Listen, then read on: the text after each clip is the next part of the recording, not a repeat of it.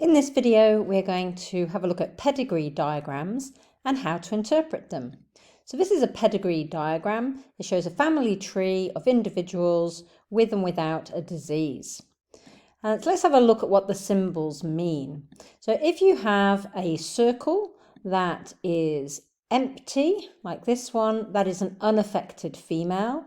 And if you have a square, that is a male. And if it is empty, it is an unaffected male. So this square down here that is shaded in, this is a male with a disease or an affected trait. It might be a non-disease, but it's affected. And if it's a coloured in circle, it's an affected female. The lines have meaning too.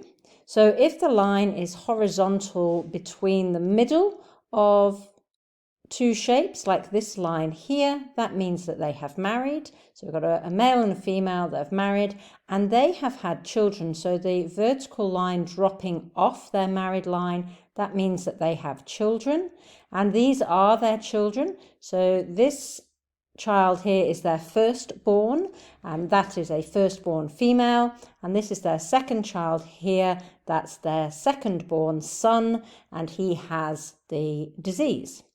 He has married this person here who does not have the disease, and they have had two children, two girls. Their firstborn has the disease and their secondborn does not. And when we're labeling, we sometimes want to refer to a circle or a square in particular, and it's quite hard to say the third one along kind of down a bit over there. So we give them numbers. So the first line at the top of a pedigree is generation 1, and then the second line of people is generation 2, and the third line is generation 3. And then we can label the individuals within that. So we would call that person generation 1 and person 1, generation 1, person 2, generation 2, person 1, 2 and 3, and then generation 3, person 1 and person 2.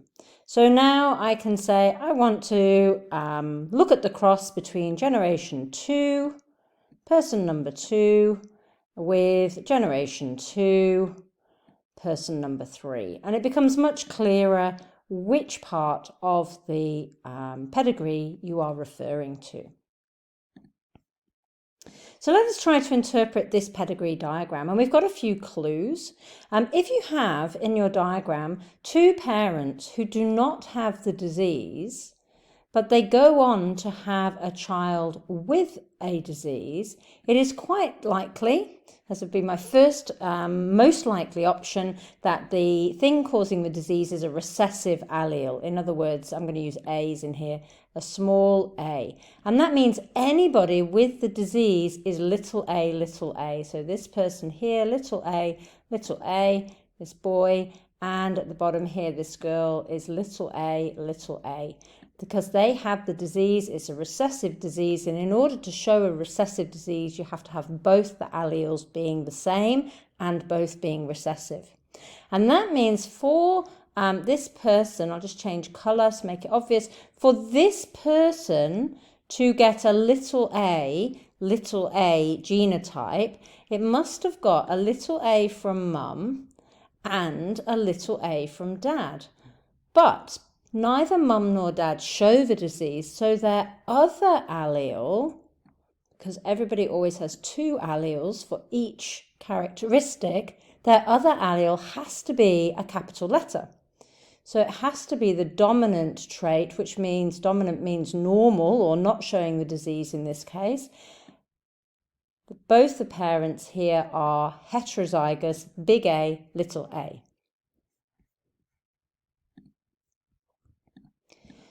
So let's have a look at an example. We've got here an example. We want to know what is the genotype of the wife of man 2. Now, we just worked out that man 2 must be little a, because he has the disease and he's got one of each of those alleles from his parents. So the question is, what is this woman's genotype?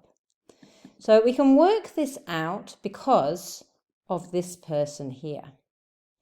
This person here has the disease, so we know this person is little a, little a.